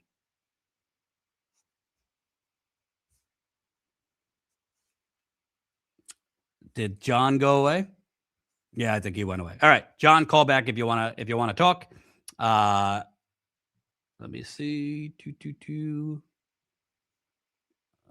Yeah, call back if you want to talk. Right now, I don't see any other callers, so feel free. Anybody in the chat, I'll wait a minute or two to see if we get anybody else before wrapping up.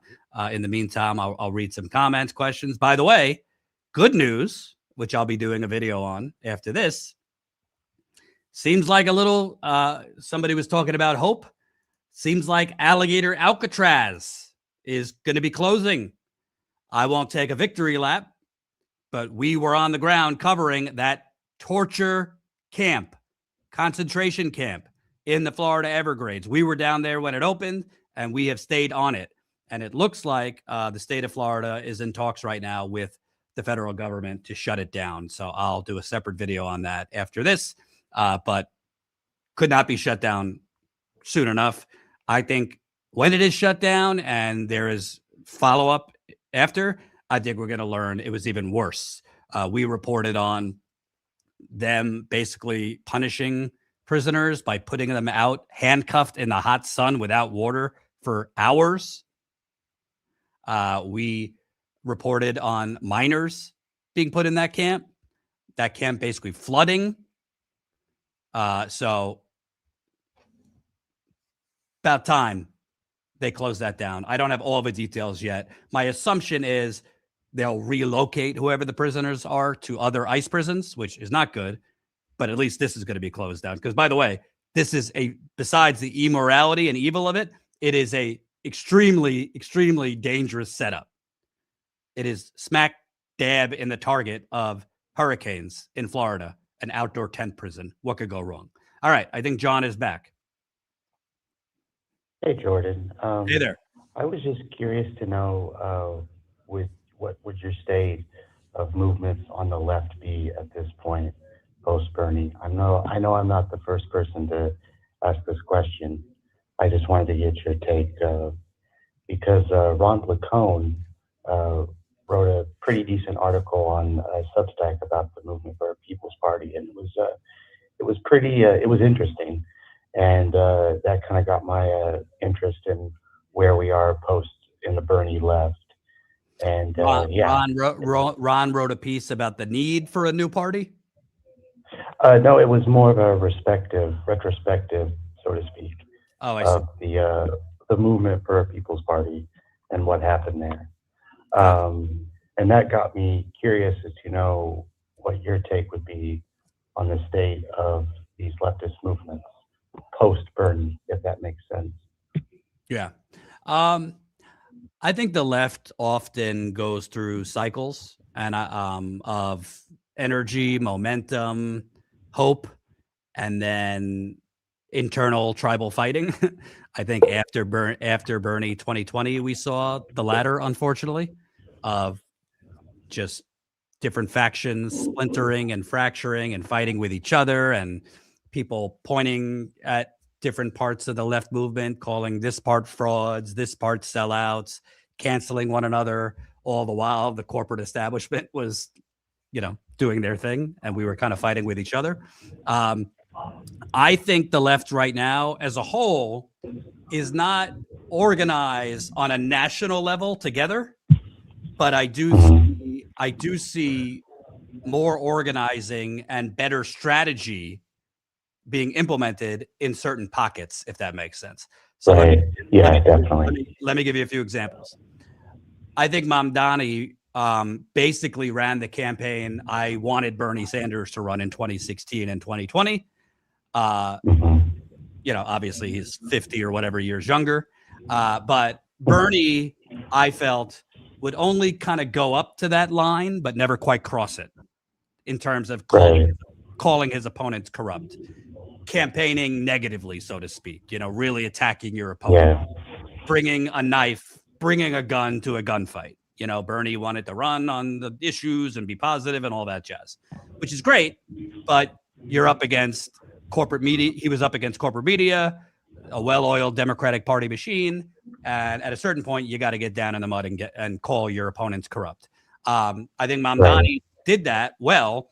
And Mamdani also kind of took the next step with social media and really expertly, I think, used social media to galvanize the youth, Gen Z, reach hard to get voters who don't traditionally vote consistently, and was very aggressive. I mean, he basically called Cuomo, corrupt, you're a sexual abuser, all these things that you didn't get from Bernie. And obviously the proof was that Mamdani galvanize the young. It's different running on a city level compared to for president. But I think the Mamdani style could work anywhere. I think honestly, Graham Plattner has kind of been using this blueprint in Maine. I know there's been, pushback against him and a lot of propaganda and some things I don't love, but overall, he's running a populist campaign, unapologetically populist, calling out the billionaires, calling his opponents corrupt, and he's galvanized a lot of working class Mainers, if that's what they're called, including Republicans. I think Abdul El Sayed in Michigan, similar to what I just described, Mamdani and Plattner. And they're also kind of what we didn't see with Bernie as much. I think they're starting to pluck off some of those normie Dems who, for whatever reason, Trump 2.0 has galvanized them to go a little further to the left. And they're not being as fooled by the usual corporate Democratic Party sludge. That doesn't mean that they still won't entertain Gavin Newsom, Pete Buttigieg, and the normies. But overall, I think the left in different pockets is taking great steps in terms of the type of campaigns we have to run. I would throw in, why am I blanking on her name? The girl who ran in, Kat Abulguzela, if I'm pronouncing it. Yeah, exactly. I know she lost, but to be honest, nobody in that area knew who she was like 6 months before she ran. She was up against the mayor of the biggest part of that district, and she only lost by a few thousand votes. And I think she ran a great campaign, and probably if she ran again, she'd probably win. So I think we're starting to see more progressive victories. What I want to see next, because too often the left, they kind of like, they're energized, galvanized, organized to get their person elected and then kind of take their foot off the gas. So I said with Mamdani, what I said with Mamdani is amazing. Kudos to the people who got him elected. But now that same army of organizers need to stay on the battlefield to shame the New York governor into approving those tax increases, to stand behind him. He's up against all of it. The real estate lobby, the corporate media, Wall Street. He's up against every force you could think of as New York City mayor. So he needs that activist army behind him. It's like they need to stay on the grassroots level as well. And the only thing I would say, and this isn't a knock on him at all, I don't really know. I don't know Hassan Piker or anything like that. I mean, I've met him when I worked at the Young Turks, but I think sometimes the left becomes a little too focused on like internet figures and left, quote unquote influencers, and focus on that and like kind of fight, tweeting and things like that rather than like the day-to-day organizing. So it's not to point him out. There are other influencers, but I say less focus on like attacks on leftist streamers and more get out there, whether it's your local DSA, local mutual aid group, local whatever, help a local candidate you like, whether it's a Democrat, third party, independent, whatever. But I think right now the left needs to look at the candidates that are doing well in races and see why are they doing well. It's because of their confrontational style. They're no bullshit. Like Mamdani never wavered from, calling it a genocide, things like that. Abdul El Sayed is telling it like it is. And Hartzell Gray here in Missouri. Exactly. And also not just telling it how it is, but going after their opponents, which right now you got to call out your opponents for the corruption, their donors, their poor ethics. I agree. And I think that's meeting the moment. So that's kind of a long-winded answer to your what's the stand. No, it's a perfect answer. Yeah, thank you. Absolutely. I appreciate your support. Absolutely. Yeah. I mean, real quickly, you and I have sort of a similar history at the Young Turks. A different era, but yeah. Oh, did you work there? Thank you. No, well, I sort of, kind of. I was a mod for them, and there's stuff online that you could find out, but it was myself and like 10 other moderators who quit the TYT network in 2023 over some bad takes that they had and some bad, business stuff on the business side. I'm pretty sure you'd be familiar with that. But Oh yeah. Thanks for taking my call, man. I appreciate it, and I enjoy what you do. And I'm hoping to read your book at some point. Still hoping to get it out at the library. Well, thank you for the shameless plug. If folks haven't seen it, thanks, man. I don't promote it that much, but this is my book from 2024, We the Poisoned, Exposing the Flint Water Crisis Cover-Up and the Poisoning of 100,000 Americans. If I do say so myself, I'm biased, but I think it's one of the best investigative reporting pieces out there. And it is about Flint, but it's about kind of how corrupt our system is, how Flint was actually poisoned and why. And hint, it's not what you were told at all. It was a privatization scheme that poisoned these people. And 12 years later, they're still drinking toxic water. Yeah. And unfortunately, yourself and Michael Moore. Yeah. Unfortunately, bad timing. Michael Moore were. Yeah, bad timing, but we released it right before the 2024 election, so it got a little buried with the election. But I'm hoping. I made very little money off it. That's not why I wrote it, but I'm hoping to get more people to get it, because this story needs to get out there. Because again, it's not just about Flint. That's why I cover it still. This is about America. Are we going to allow corporations and the government to poison Americans, cover it up, and then leave them to slowly die, and the media to just forget it? So yeah, definitely. And the book's on audio too, for those that prefer to listen. You could get it online. We have links to the book in our descriptions, but thanks for the ability to make my plug. Oh, no problem. All right, thank you, man. Be well. You too. All right. Bye-bye. I'll take one more call. Don't know your name, but you say you want to talk about protesting. Oh, my name is Sophie. I thought the machine would have picked it up. Hey there. Okay, so I'm listening to your show. I listen to it quite frequently, and just over the last couple calls that you've had, especially a lot about the protesting, is that there's a lot of people that are complaining that the people that are in the protests aren't doing enough, and I can agree to their statements to an extent, but I also believe that seeing the amount of people that are displeased with what is going on in our government prevents our government from being able to write off the people that have burnt down warehouses and the like as being crazy and that they're on the fringe of society. Mm-hmm. That they can't just write them off. And also, I do believe that the people could do more, push back more.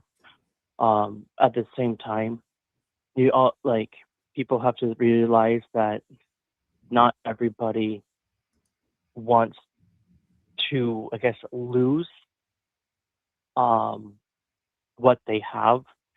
And what I mean by that is a lot of people have to think about their kids and their livelihood, the people that they have to worry about with the medical issues that they have or that their loved ones have, that they're not necessarily willing to rock the boat to lose all of that, but they are willing to push it up to a point where it allows others that have a bit less to lose to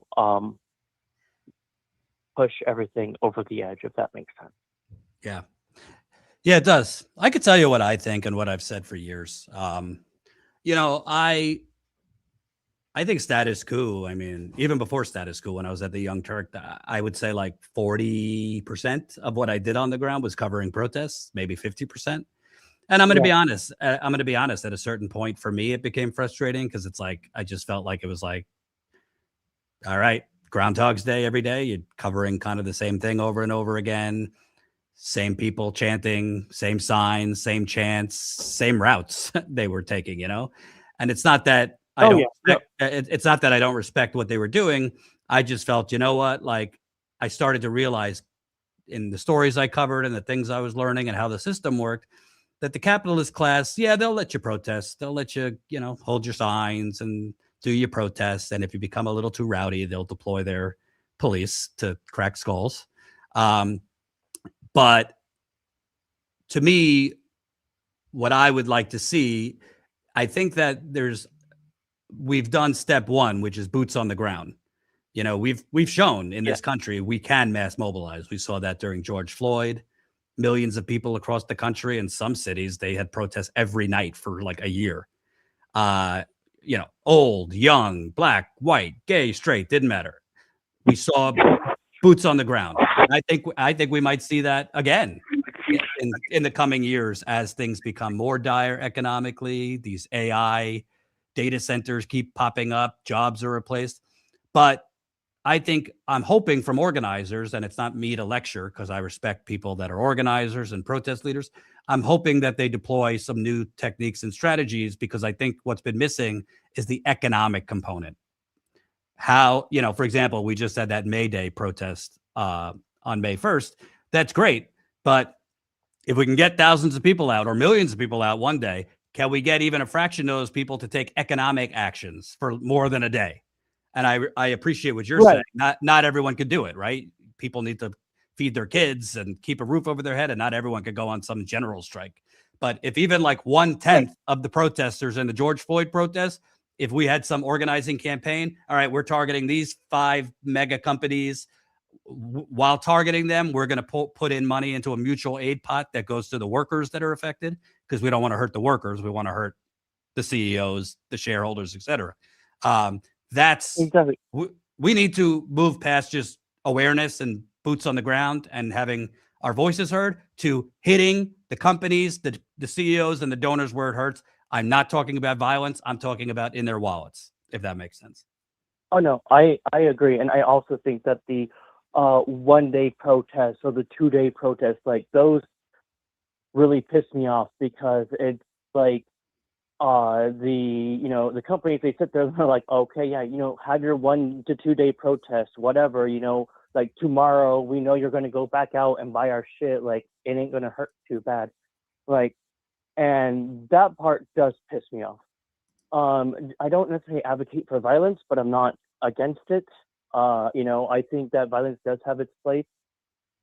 And is needed. I have yet to really see, as in like one time in history where any form of peaceful protest was ever successful without violence.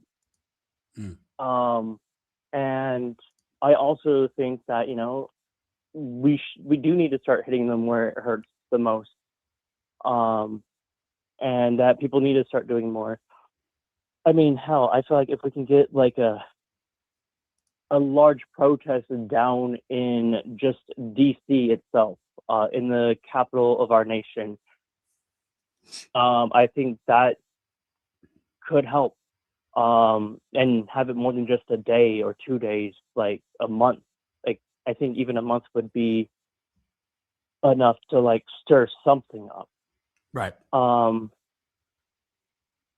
But yeah, also I think that another issue that a lot of Democrats have is that they want to vote, like they have like this motto of voting blue no matter who. It's like one of their catchphrases, and I don't necessarily agree with that.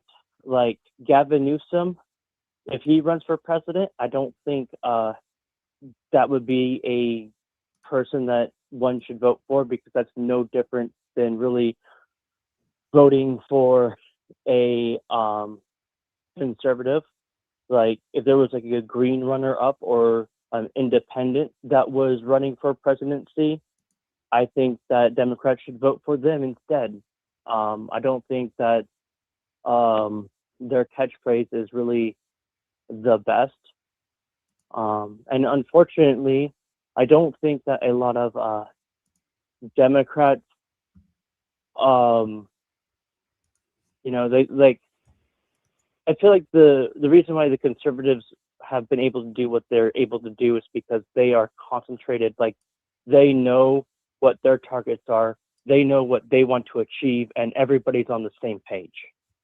And when it comes to the Democratic side, nobody is on the same page, and nobody really has like the plans of like, hey, this is what we need to do, this is how we ought to do it, and let's have everybody like agree to stick to the plan. The Democrats can't seem to figure that part out, and that's something that the conservatives have figured out, and why they're able to just trample over everybody's right and just hold everybody down. And I honestly think that the Conservative Party, for the most part, is actively trying to destroy this country because they want it to be destroyed. So, well, I don't know what we do from there. Unfortunately, I don't really think. I mean, I was never a fan of the Republican Party, but unfortunately, I don't really think it's a party as much of a cult anymore. I think you got politicians who know where their bread is buttered, so to speak. Even though his popularity is shrinking by the day, Trump is still a highly popular figure in conservative politics, and has kind of turned it from a party into a cult. So until that breaks, yeah. But I think there's going to be, in the post-Trump era, if and whenever that happens, I think there's going to be some MAGA that are susceptible and possibly open to a type of message from a Mondani, a Graham Plattner, populist politics without the nativism and racism. So we shall see. Now, let's hope. Let's hope. Absolutely. Thank you for calling. Thanks for your support. That's all I have. Yeah, thank you for doing what you're doing. Keep it up. It means a lot to a lot of people. All right. Thanks again. All right, folks. I am going to wrap up the calls, wrap up the live stream, because I got to go do some other things. We want to do these live streams and call-ins more frequently. So please, in the comments, let us know if you like it. Let us know kind of if you'd want us to do call-ins on specific topics. We're open. We want to kind of communicate more, have more engagement with our audience. And also, we're hoping the more engagement we have with our audience, the more likely it'll be for you to support us, because the truth is we have to grow. We have to grow. So for those who can't support us financially, no problem. But for those who can, I'm really hoping that if it becomes possible for you, you could chip in. You could support us for as low as $5 a month. It's super, super important that we grow, because the expenses are adding up. Just this last year, being on the ground to cover this ICE terror, LA for weeks, Chicago for 2 months, Minneapolis for 2 months, Alligator Alcatraz, New York City, Charlotte, covering ICE terror, ICE prison camps, ICE raids, ICE protests. It's probably, by the end of the year, looking at it, cost us nearly $100,000 between payroll for staff, travel, equipment, all that. And we don't have a massive donor for the Democratic or Republican Party funding us. Our funding is almost exclusively from you. So if you can, please, we're asking as low as $5 a month. That's 16 cents a day. Statuscoup.com/join. Become a member for as low as 16 cents a day. Thank you for watching. Thank you, Colin, for helping us. Thank you, Ty, for getting the videos. Anybody else who helped out on this live stream? I'm going to be doing a video after this on Alligator Alcatraz, likely shutting down soon. So be on the lookout for that. If you can, tune into my video from last night. We posted it late on the Epstein suicide note. Click on it, comment, help get it out there in the algorithm. Have a good rest of your day.